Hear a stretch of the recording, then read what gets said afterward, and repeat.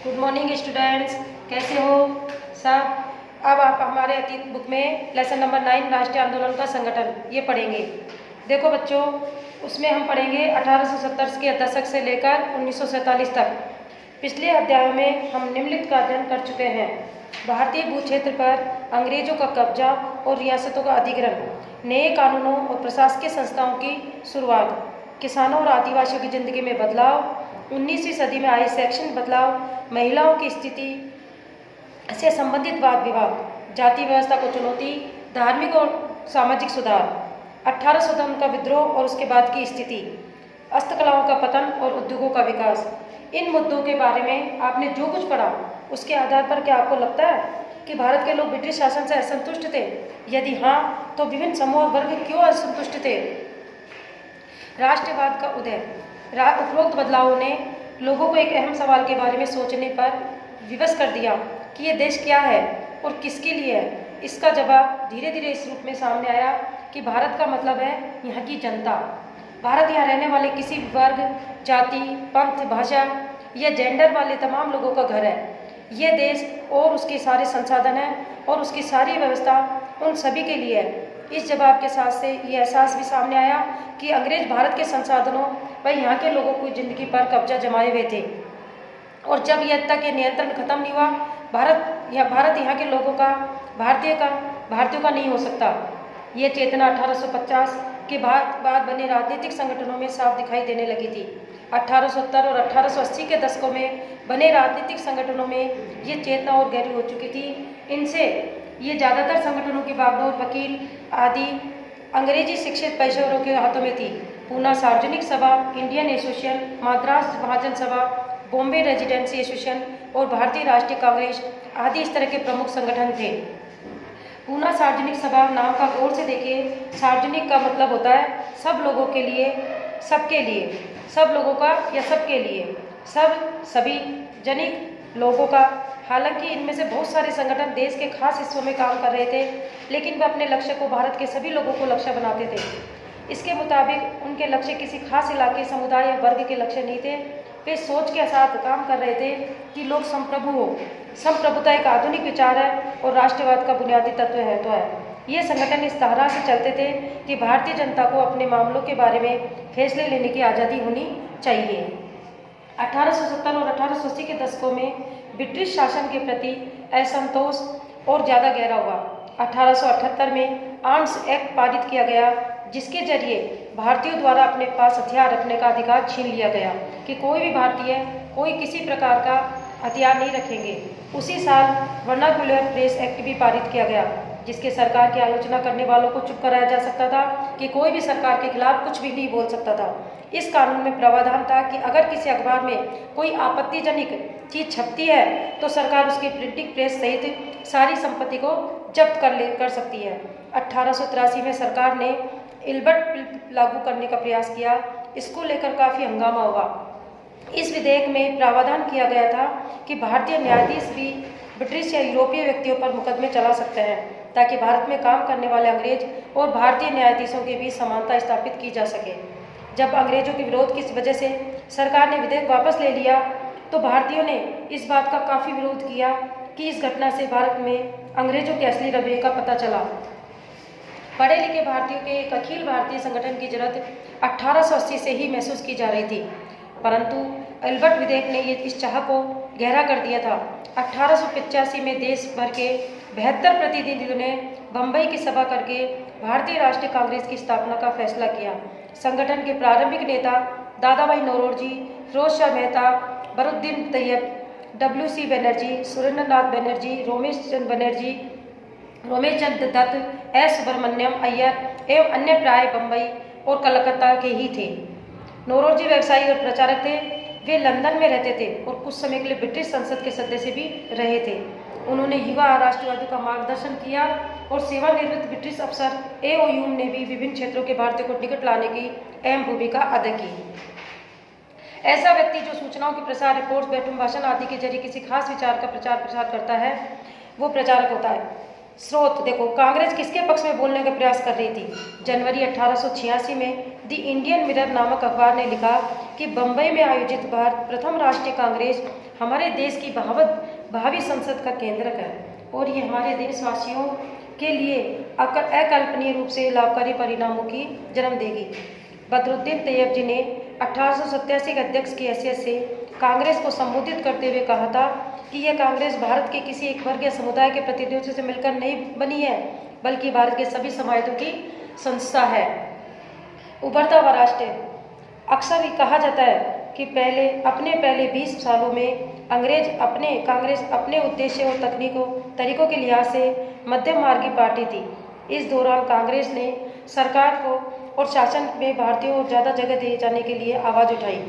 कांग्रेस का आग्रह था कि विधान परिषदों में भारतीय के लोगों को ज़्यादा से ज़्यादा जगह दी जाए, परिषदों को ज़्यादा अधिकार दिए जाए, जिन प्रांतों में परिषद नहीं है वहाँ उनका गठन किया जाए। कांग्रेस चाहती थी कि सरकार में भारतीयों को भी ऊंचे पद मिले। इस प्रकार काम के लिए उसने मांग की हुई सिविल सेवा के लिए लंदन के साथ साथ भारत में भी परीक्षा आयोजित की जाने लगी।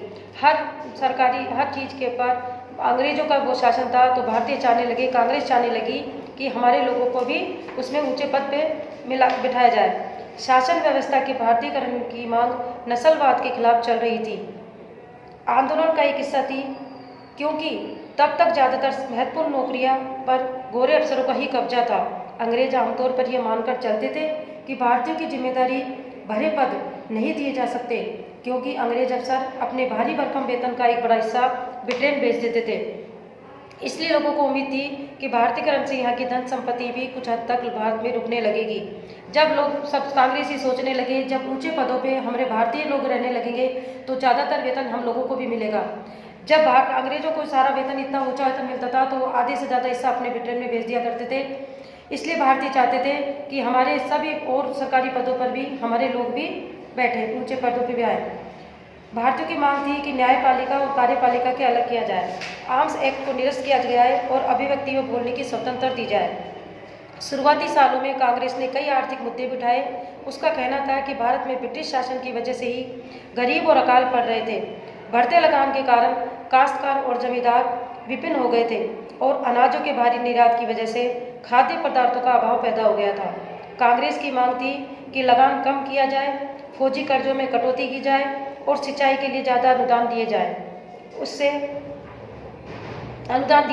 उसने नमक कर, विदेशों में भारतीय मजदूरों के साथ होने वाले बर्ताव तथा भारतीयों के कामों में दखल अंदाजी करने वाले वन प्रशासन की वजह से वनवासियों की बढ़ती मुसीबतों के बारे में बहुत सारे प्रस्ताव पारित किए।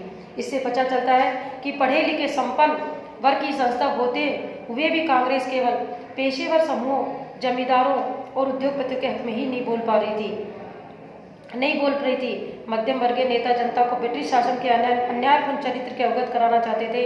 उन्होंने अखबार निकाले, लेख लिखे और ये साबित करने का प्रयास किया कि ब्रिटिश शासन देश को आर्थिक तबाही की ओर लेकर जा रही है। उन्होंने अपने भाषणों में ब्रिटिश शासन की निंदा की और जनमत निर्माण के लिए देश के विभिन्न भागों में अपने प्रतिनिधि भेजे।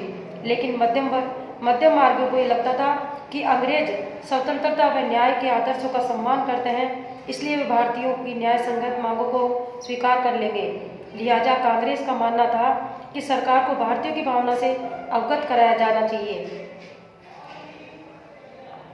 स्वतंत्रता हमारा जन्मसिद्ध अधिकार है। 1890 के दशक तक बहुत सारे लोग कांग्रेस के राजनीतिक तौर तरीकों पर सवाल खड़ा करने लगे थे। बंगाल, पंजाब और महाराष्ट्र में विपिन चंद्र पाल, बाल गंगाधर तिलक, लाला लाजपत राय जैसे नेता ज़्यादा आमूल प्रतिवादी उद्देश्यों और पद्धतियों के अनुरूप काम करने लगे थे। उन्होंने निर्धन की राजनीति के लिए नरम पंथियों की आलोचना की और आत्मनिर्भरता तथा रचनात्मक कामों के महत्व पर जोर दिया। उनका कहना था कि लोगों को सरकार के नेक इरादों पर नहीं बल्कि अपनी ताकत पर भरोसा करना चाहिए। लोगों को स्वराज्य के लिए लड़ना चाहिए। तिलक ने नारा दिया था कि स्वतंत्रता मेरा जन्मसिद्ध अधिकार है और इसे मैं लेकर रहूँगा। 1905 में वायसराय कर्जन ने बंगाल का विभाजन कर दिया। उस वक्त बंगाल ब्रिटिश भारत का सबसे बड़ा प्रांत था। बिहार और उड़ीसा के कुछ भाग भी उस समय बंगाल का हिस्सा थे। अंग्रेजों का कहना था कि प्रशासकीय सुविधाओं को ध्यान में रखते हुए बंगाल का बंटवारा करना जरूरी था, परंतु इस प्रशासकीय सुविधा का मतलब क्या था, इसको किसकी सुविधा मिलने वाली थी? जाहिर है कि इसका ताल्लुक अंग्रेज अफसरों और व्यापारियों के फायदे के लिए ही था। लेकिन सरकार ने गैर बंगाली इलाकों को अलग करने की बजाय उसके पूर्वी भागों को अलग कर दिया। पूर्वी भागों को अलग करके आपस में मिला दिया गया। पूर्वी बंगाल को अलग करने के पीछे अंग्रेजों का मुख्य उद्देश्य ये था कि बंगाली राजनेताओं के प्रभाव पर अंकुश लगाया जा सकेगा और बंगाली जनता को पाड़ दिया जाएगा। बंगाल के विभाजन से देश भर में गुस्से की लहर फैल गई। मध्यम वर्गीय और आमूल परिवर्तनकारी कांग्रेस के सभी दलों ने इसका विरोध किया और विशाल जनसभाओं का आयोजन किया गया और जुलूस निकाले गए। जन प्रतिरोध के नए नए रास्ते ढूंढे गए। ऐसे जो संघर्ष उपजा उसे स्वदेशी आंदोलन के नाम से जाना जाता था। यह आंदोलन बंगाल में सबसे ताकतवर था, परंतु अन्य इलाकों में भी उनकी भारी अनुगूंज सुनाई दी। उदाहरण के लिए आंध्र के डेल्टा इलाकों में भी वंदे मातरम आंदोलन के नाम से जाना जाता था। स्वदेशी आंदोलन ने ब्रिटिश शासन का विरोध किया और स्वयं सहायता, स्वदेशी उद्यमों, राष्ट्रीय शिक्षा और भारतीय भाषा के उपयोग को बढ़ावा दिया।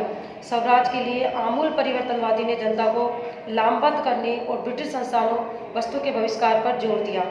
जो लोग सब ब्रिटिश की जो भी वस्तुएं थी, बाहर से विदेशी चीज़ें आती थी, उनके बहिष्कार पर जोर दिया। कुछ लोग ब्रिटिश शासन को उखाड़ फेंकने के लिए क्रांतिकारी हिस्सा बने के समर्थक थे। 20वीं शताब्दी के प्रारंभिक दशकों में कई दूसरी महत्वपूर्ण घटनाएं घटी, जिसमें 1906 में मुसलमान जमींदारों और नवाबों के एक समूह ने ढाका में ऑल इंडिया मुस्लिम लीग का गठन किया। लीग ने बंगाल विभाजन का समर्थन किया, लीग की मांग की और मुसलमानों के लिए अलग निर्वाचक की व्यवस्था की। 1909 में सरकार ने मांग मान ली कि उन परिषदों से कुछ सीटें मुसलमान उम्मीदवारों के लिए आरक्षित कर दी गई और जिन्हें मुस्लिम मतदाताओं द्वारा ही चुनकर भेजा जाता था। इससे राजनेताओं में अपने धार्मिक समुदायों के लोगों को अपना राजनीतिक समर्थक बनाने का लालच पैदा हो गया। 1907 में कांग्रेस टूट गई। मध्यम वर्गीय धड़ा बहिष्कार की राजनीति के विरुद्ध था। इन लोगों का मानना था कि इसके लिए बल प्रयोग की आवश्यकता होती है, जो कि सही नहीं है। संगठन टूटने के बाद कांग्रेस पर मध्यम मार्गी का दबदबा बन गया, जबकि तिलक के अनुयायी बाहर से काम करने लगे। दिसंबर 1915 में दोनों खेमों में एक बार फिर एकता स्थापित हुई। अगले साल कांग्रेस और मुस्लिम लीग के बीच ऐतिहासिक लखनऊ समझौते पर दस्तखत हुए और दोनों संगठनों ने देश में प्रतिनिधि सरकार के गठन के लिए मिलकर काम करने का फैसला किया। क्रांतिकारी हिंसा क्या थी? समाज में आमूल बदलाव लाने के लिए हिंसा का प्रयोग किया जाना और प्रशासकीय सलाहकारी या प्रतिनिधि दायित्वों को निभाने वाली मनोनीत या निर्वाचित संस्था। अब बच्चों, आज हम इतना ही पढ़ाएंगे। आगे बच्चों आप अपने आप रीड करना, इसको पढ़ना, इस लेसन को, फिर हम कल और आगे से पढ़ाकर आगे जानेंगे।